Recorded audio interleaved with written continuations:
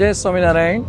पूर्ण पुरुषोत्तम परब्रह्म भगवान स्वामीनारायणना 245માં જન્મદિવસની ઉજવણીના ભાગ સ્વરૂપે આવતીકાલે ચૈત્ર સુદ નવમીએ તેઓનો 245મો પ્રાગટ્ય ઉત્સવ છે। સમગ્ર વિશ્વના અનેક દેશોની અંદર લાખો સંતો ભક્તો દ્વારા તેઓના પ્રાગટ્ય ઉત્સવની ઉજવણી ભવ્યતા અને દિવ્યતા સાથે થઈ રહી છે। ત્યારે પરમ પૂજ્ય મહંત સ્વામી મહારાજના આશીર્વાદથી રાજકોટ બીએપીએસ સ્વામિનારાયણ મંદિર દ્વારા આવતીકાલે તેની ભવ્યતાથી ઉજવણી થશે।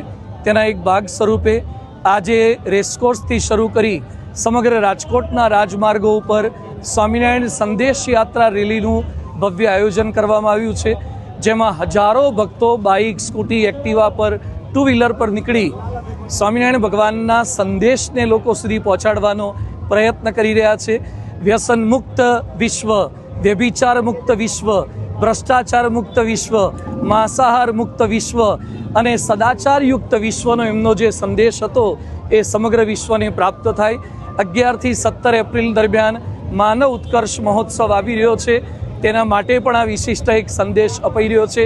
તો ખાસ ભગવાન સ્વામિનારાયણના 245મા પ્રાગટ્ય પર્વે તેઓના અખંડ ધારક સંત મહંત સ્વામી મહારાજના ચરણોમાં પ્રાર્થના કરીએ છીએ। સ્વામિનારાયણ ભગવાનનો સર્વ જીવ હિતાવ સંદેશ દરેક લોકો ઝીલીને સમગ્ર વિશ્વ એક પરિવારની જેમ યુદ્ધ મુક્ત, આતંકવાદ મુક્ત, ભય મુક્ત અને ગુના મુક્ત વિશ્વ બને અને એક પરિવારની જેમ રહી શકે, જેમના ચરણોમાં પ્રાર્થના। સૌ કોઈને જય સ્વામિનારાયણ।